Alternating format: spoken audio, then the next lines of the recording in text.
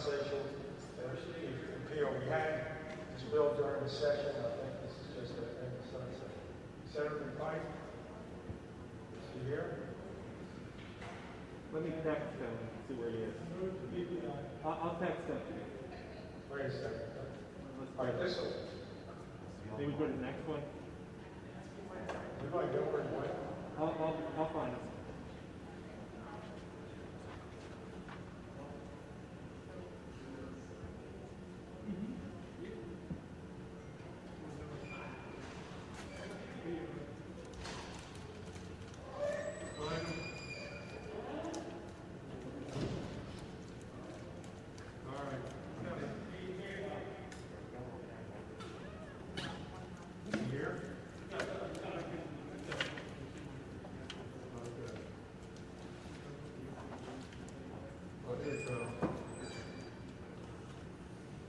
Senator Pike, you're up.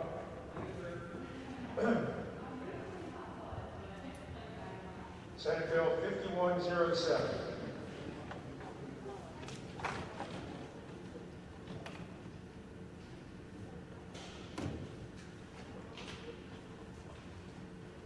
Thank you, Mr. Chairman, members of the committee. Senate Bill 5107 is a bill requested by the governor's office to remove two enactment clauses from the 2020 legislation authorizing the establishment of short-term compensation programs.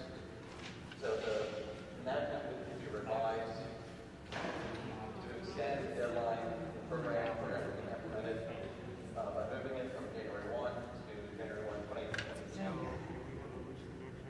Additionally, it's necessary to remove the sunset enactment clause as the Department of Labor will not allow the program to be eligible for the special grant program with that enactment. So this bill seeks to address those 2 points, Mr. Chairman. You might recall that the program, what it does, in the underlying legislation that has already passed, is it allows those persons that have hours reduced. So in other words, if they are working and have their hours cut by 40%, it allows them to be eligible for unemployment compensation to that 40% of what they get in unemployment. So it's sort of combining, many small businesses are struggling, they have to reduce hours, the employee can still get a portion of the unemployment compensation. So by removing and fixing the enactment, this will allow the administration to apply and be successful with grant applications. Can you remove the mask when you speak because people have trouble understanding what you're saying? Do I need to clarify anything, Mr. Chairman? So you're extending the bill that was passed. What else? And extending the implementation deadline, since they got feedback that they were not able to be eligible for the grant. So they need additional time. And also, Mr. Chairman, I'd like to just offer one line amendment on line 15 after program to insert not later than and then strike by January 1, 2022. That way it's clear that as soon as they're ready, they've been awarded the grant, they can begin to implement it with the goal that it is in fact in place by January 1 of 2022. Second. All right, you've heard the motion in a second. All those in favor say aye. Aye. Opposed? All right. Mr. Chairman.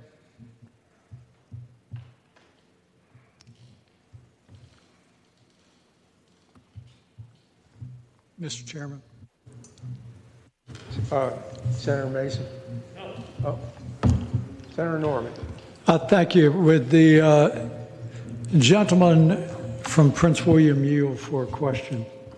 Mr. Chairman, I yield.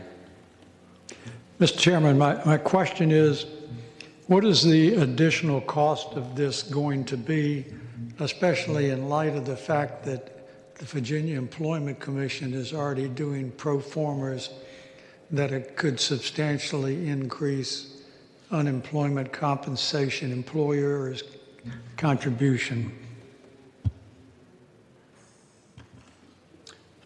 Mr. Chairman, I would defer to, I believe, Megan Healy and others from the administration in terms of the long-term cost to the unemployment trust fund. I know this is already legislation that has passed, so it has been planned within the budget. It's just getting access to the federal dollars for the purpose of removing this enactment clause, but certainly I'm sure Megan Healy can further clarify, Mr. Chairman.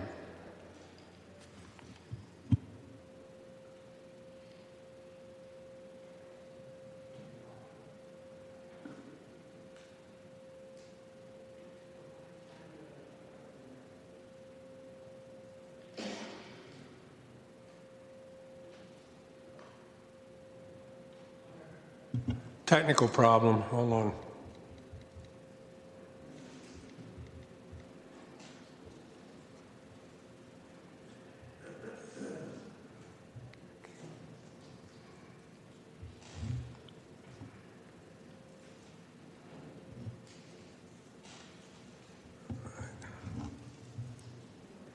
Hold on, that's the wrong bill. Okay.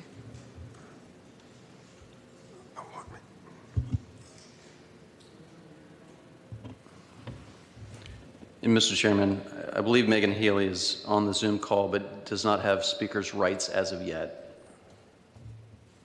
So if staff can take a look at that, that'd be great.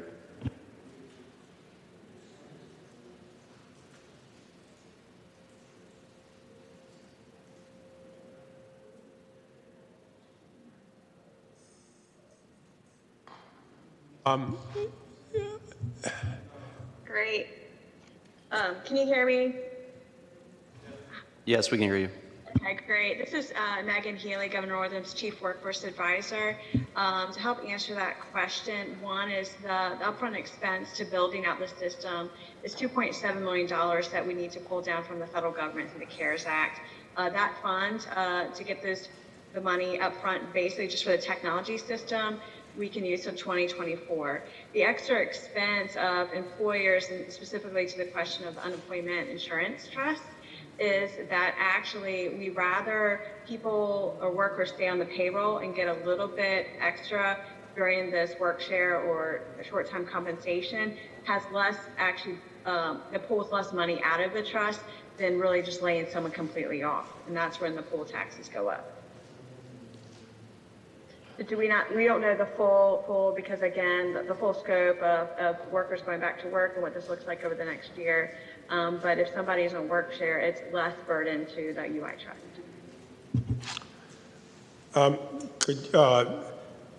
Megan, could you hold on for just 1 minute? Senator McPike, Tom Stevens didn't get the full import of your amendment. Could you repeat the amendment again and we'll revote it? Sure, Mr. Chairman. Line 15, after program. Line 15 after program. Insert not later than, and then strike by. So it'll read not later than January 1st of 2022. That's right, Mr. Chairman. All right, all those in favor of adopting the amendment, say aye. Opposed? All right, the amendment's adopted. Megan, go ahead. Sorry about that. So the question was specifically about the additional financial burdens to the unemployment insurance trust. So if an employer does the work share or short-time compensation with this bill, it's better that the person is on the payroll and not pulling as much unemployment insurance from the trust. And so the pool charges would be could be a little higher, but not as much as if more people were actually on full unemployment or furloughed. Everybody hear her? Mr. Chairman, Senator Norman. my question is very simple. Is it going to end up costing more money to extend this benefit?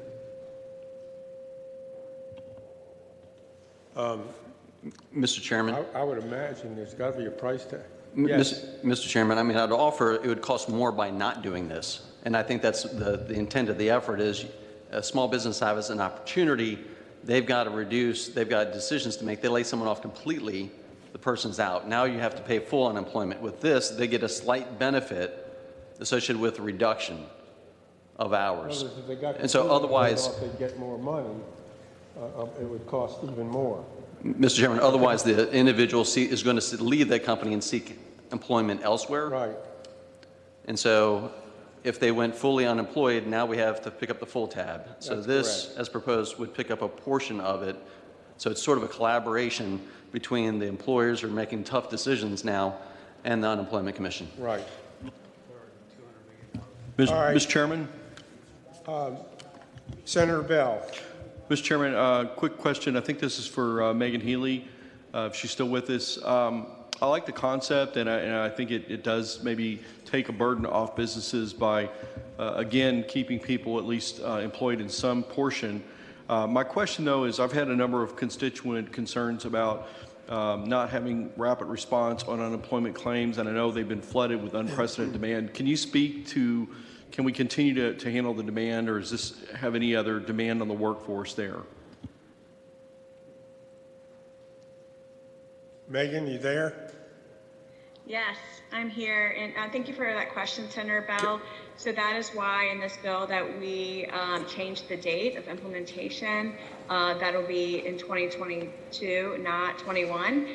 Currently, as you have all heard, and very supportive of the Virginia Employment Commission, the legislators, that we had to start 3 new programs in March 15th. Due to the pandemic, the VEC is currently working on a 4th program due to the presidential executive order, the extra $300. And then when Congress comes in September, there's probably going to be a 4th, if not a 5th, extra program that the Employment Commission will have to implement and design, develop, and then implement. And so that's why there is the change in that date to when we can implement this. Again, we want to get as many people that qualify and eligible for benefits currently in the situation. We need to get them out money before we start a new program. Senator Newman. Mr. Chairman, I think this has been a good explanation, but to me, I'm going to vote no, and here's the reason. There's 2 reasons. We don't have enough information. One, we do not know how much it's going to cost. We simply are going to act, and right now, employers are going to be hammered next year with unemployment, hammered. And we don't know how much this is going to cost. Number 2, I think Senator Bell brings up an important point, and I could be persuaded if his concern is solved, and that is the Virginia Employment Commission is snowed under so badly, and this is going to be a fractional program, more complex than any program we've had. So I imagine the bill is going to move forward, but I think between now and the time we get to the floor, both Senator Norman's and Senator Bell's kind of queries need to be answered before we act affirmatively on the bill in the final version, sir. All right. Any other questions by the committee to the patron? All right. Do you have are people waiting to testify? Because I don't have a list here. No. All right. Bills before us. Mr. Chairman? Senator Bell. Mr. Chairman, again, like I said, I like the idea of the bill and what it does. I voiced my concerns, but I believe that those will continue to be satisfied going forward. And I would just ask the patron to continue to work with Secretary Healy as we go forward on this. With that, I move to report. Second. All right. There's a motion and a second to report as amended, Senate Bill 5107. Clerk, call the roll. Senator Norman. Senator Newman. Senator Obenshain. Senator Lucas. Senator Lucas to report. Senator Spruill. Senator Edwards. Senator Deeds. Senator Barker. Senator Marsden. Senator Evan. Aye. Senator Lewis. Senator Sirvel. Senator Mason. Senator Bell. Senator Saslow. Aye. All right, 2 down, 1 to go. This is Senate Bill 5118, and the patron is Senator McClellan. Senator McClellan, you're up. Thank you, Mr. Chair. I do have a substitute. Senator McClellan, can I make a request? If you take off your mask when you speak, it'll be easier for us to understand you.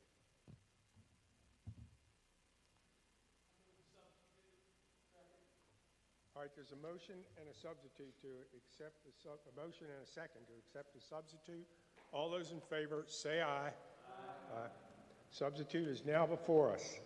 Thank you, Mr. Chair. Senate Bill 5118 tries to address what happens when the moratorium on utilities disconnecting customers for non-payment of their utility bills as a result of the COVID pandemic that was put in place by the State Corporation Commission or any such moratorium that this body may adopt as a result of proposed budget language. What happens when that moratorium ends? And you have customers who have, at this point, 6 months worth of bills that all come due at once while they are trying to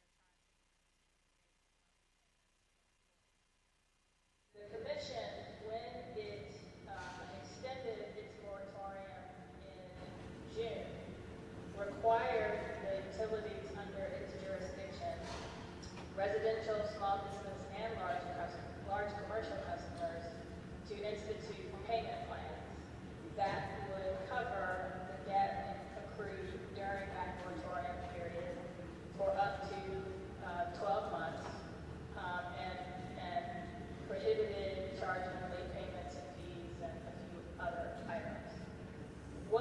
But that order will at this point expire on September 16th when the SEC's moratorium itself expires, and they extended it to the 16th to give this body time to deal with this legislatively.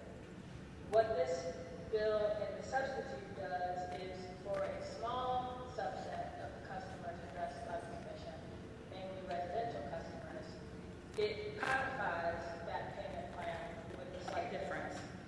The commission said that the payment plans could be up to 12 months. For many of these residential customers, 12 months will not be enough. And so it says that the payment plan can be up to 24 months. It doesn't mandate 24 months. It says it can be up to 24 months.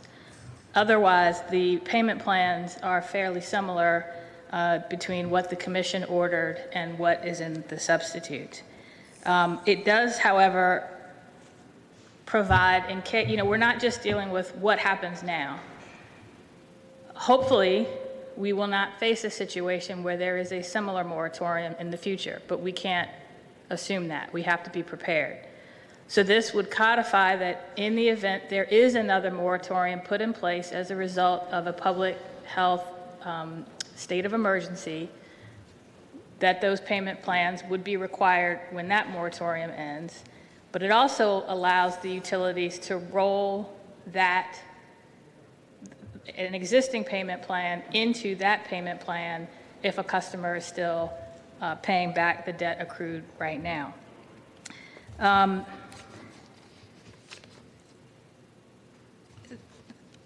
The main difference, some of you have heard from, I believe, some of the co-ops who have expressed some opposition to this substitute because there is one major difference from the introduced bill.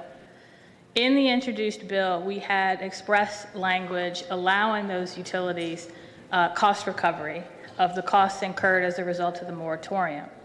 There were some concerns raised in our stakeholder discussions that that language could be inconsistent with an order that was issued by the Commission in April at the request of utilities that would essentially allow them to account for those costs and seek recovery in a future rate case. So believing that that language was not necessary in this bill, we took that language out. However, I have no problem putting that language back in if that is the desire of the committee and the co-ops. That's basically the bill.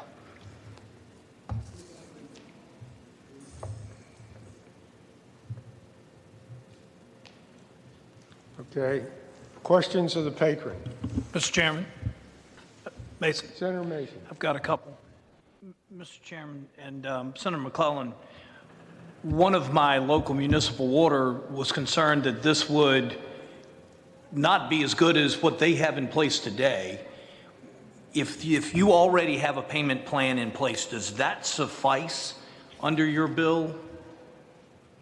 Yes, with one caveat. If there is a payment plan in place today and the customers are able to pay back their debt under that payment plan, then the utility or the water company doesn't have to do anything else. If that payment plan does not lead the customer to repay their debt, then they would have to basically modify it to be this. But there is language in the bill, I think lines 20 to 21, that basically, they're two different sections. We make clear that the utility has to coordinate its payment plan with any other relevant financial assistance programs, which would include an existing payment plan, energy assistance, weatherization, et cetera, et cetera. I'm sorry, Mr. Chair, there is one other part of the bill that's pretty important that I forgot to mention, and it's not controversial, but I figured I should go ahead and mention it. This bill also requires the utilities to report to the State Corporation Commission certain data on the number of accounts remaining in payment plans, the total amounts. Basically gives us information that we would need to see, are the utilities in a position where their customers are going to repay their debt or not, so that we can, when we come back in January or next session, figure out if we need to do more. So there is a data collection piece to this bill that I forgot to mention. Mr. Chairman. Senator Morrison. Thank you, Mr. Chairman. Senator McClellan, I have a co-op in my district, NODEC, who are very concerned on the cost recovery issue. And there is also, I've been dealing with the administration a little bit over the past few days, as have others. Where would you say the status of this bill is in terms of coordinating it and getting it essentially identical in purpose to the government budget language that addresses the same topic? Mr. Chairman, I would say that all of the stakeholders, including the administration, were on several conference calls on Friday through the weekend for that very purpose. It is my understanding that the administration supports this bill as it is in substitute, that to the extent there was a payment plan provided in the budget language, it would be conforms to this, but Angela tomorrow, I understand that we have to find and answer that further if necessary. Thank you, Mr. Chairman. Further question? Senator Morrison. So my understanding, Senator McClellan, is you would not have any objections to adding back the language that covers the FCC memo of April 29th, puts that back into your bill if it seems that the stakeholders involved in this would prefer that. Is that still your position?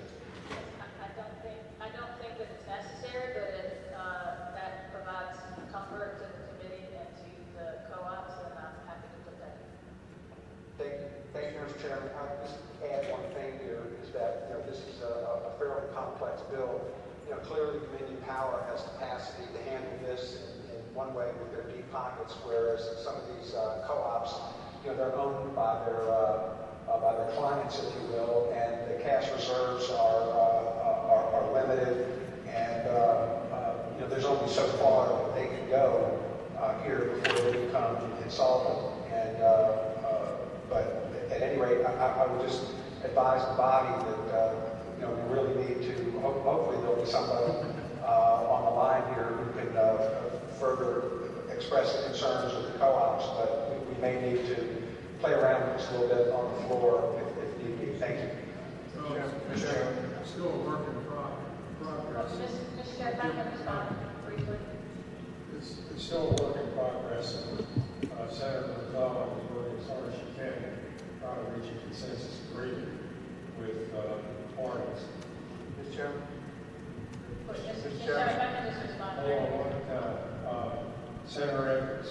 Yeah, I guess this is Senator McClellan, and what we're discussing. I just received a text message a couple hours ago from a run a gas company. They've been working, they say, with Virginia Property Law Center. They're making progress with this draft goes backwards. And there's a budget amendment they say introduced by the governor that is a conflict with this bill. I don't know if you could maybe help me understand what they're asking. Yes, Mr. Chair, that is the issue we have been discussing. The substitute took out language from the introduced bill dealing with cost recovery. That language was in the introduced bill. It was taken out because in our discussions with the State Corporation Commission to ensure it didn't conflict with their order, when we looked at the order, which adopted something requested by the utilities, we felt the order was sufficient. So we took it out. If the utilities want that language put back in, which is in the introduced version, I have no problem with that, and have said that multiple times today and to those utilities. So I will accept the floor of it as a committee amendment, just putting that language from the introduced bill into the substitute dealing with cost recovery. Mr. Chairman. Senator Lewis and then Senator Bell. Thank you, Mr. Chairman. Question for Senator McClellan, and well, an observation and a question. I share similar concerns, or very similar concerns with Senator Marsden and also Senator Edwards, and I recognize this is a process, and I do hope these talks will continue. But the first question I have is on a relatively smaller point, and that is there's reference in there to these payment plans being sustainable and affordable for the customer. How is the utility supposed to determine that? Mr. Chair, in our conversations with the utilities, they said that they work with their customers on an individual basis in developing payment plans for them now. And so this is not imposing anything on them that they say they don't already do. If you would like different language there, but I think the point here is when a moratorium ends and 6 months worth of bills come due, the payment plan, monthly payments for that 6 months worth of bills shouldn't put the customers in a position where they can't pay it, plus their current bill going forward. And so that concept is put in this bill, but the utility companies work with their customers on a daily basis to do that anyway. This just says it's the will of the General Assembly, they continue to do that. Additional question, Mr. Chairman. And I know we talked about the recovery cost issue, but there was also language in there about petitioning the SEC for relief due to fiscal stress. And I understand, would you be amenable to put it into that language either here in committee or on the floor, be put back into the bill? Yes, they're already allowed to do that under the SEC's April order, so I don't object to putting that in. Mr. Chairman, I'll just say in closing that, again, this is a big piece of legislation. It's complex. The smaller utilities, co-ops, water companies, gas companies, there's some real issues here. And I recognize this process. I recognize the merits of the concept of the bill, and I'm willing to move it along. But I hope and frankly will insist that these conversations continue in order to keep my vote on the floor when it comes up. So thank you, Mr. Chairman. Senator Bell. Mr. Chairman, I just want to Say I share the same concerns about co-ops and smaller utility companies. I appreciate Senator McClellan's willingness to put those provisions back in. I would like to move that we do that now because I'd like to see the version as we go forward that's closer to where we can end up. And the two provisions, I don't know if you want to have the clerk read them out, Senator McClellan, or not, but that's recovery cost and about the other safety valve, basically, which would reference the disconnects. So with that, I would if you want to read that out, and I would so move that we add those now. I'll second the motion. Mr. Chair, I will defer to the clerk, but it is in the original version of the bill. I think it starts at line 51, but if counsel to the committee could probably identify all the relevant lines from the original bill that need to go back into the Tom, are you there? Yes, sir, Mr. Chairman, Senator McClellan. I've been having some trouble hearing, but I think you're referencing, as the senator said, lines 51 through 58 of the introduced bill. Mr. Chair, and I believe 59 through 62. All right, what would it say? So we put those two paragraphs, or the lines 51 through 62 back in the bill. Is that the amendment? Is that where it says debt recovered by EDRP shall not be recognized as an asset? Yes, Mr. Chair. Can we have the clerk read those lines just for the benefit of everybody on the line? Certainly. Starting on line 51, debt recovered by an EDRP shall not be recognized as an asset for regulatory purposes, and any associated costs shall not be recoverable through base rates or as a rate adjustment clause. Except for any express modifications stated in this act, nothing in this act shall affect any orders of the Commission, including the order of the Commission in case number PUR-2020-00074, issued on April 29, 2020, regarding the establishment of regulatory assets and utility accounting matters to track or potentially recover costs associated with aged accounts, account receivable under the service disconnection moratorium or other COVID-19 related expenses, nor shall this act affect any non-EDRP rate recovery issues, including late fees associated with aged accounts receivable due to the COVID-19 pandemic. Any utility subject to regulation by the Commission may petition the Commission for relief and exemption from the service disconnection moratorium and to resume normal disconnections at any time. Nothing in this act shall be well, that's already in there. 2020, regarding the establishment of regulatory assets and utility accounting matters to track or potentially recover costs associated with aged accounts, account receivable under the service disconnection moratorium or other COVID-19 related expenses, nor shall this act affect any non-EDRP rate recovery. Mr. Chairman, I apologize for interrupting him. This is a pretty significant bill, and to be trying to redo this on the fly and reading what it's going to look at like makes no sense to me. Is any reason we cannot pass this bill by for the day, intending no harm, to have it rewritten as the senator is willing to amend it, and having us look at it in a final format rather than trying to make a significant decision as we sit here and piece it together? I'm amenable to that. I would be amenable to that. Okay. All right, is there a motion then to carry, and we will have another meeting then, and I'll get the schedule from the clerk's office, and we'll announce it tomorrow morning at the session. Is there a motion then to have Senate Bill 51, hold on, that's 5118 go by for the day? So moved. All right, all those in favor say aye. Aye. All right, it's bye for the day, and I will tell you all tomorrow at 10 o'clock when the next meeting of Commerce and Labor, and it'll probably be tomorrow. Okay, so hopefully we can get things drawn up. All right, is there any other business to come before the committee? If not, the committee will rise. Hallelujah.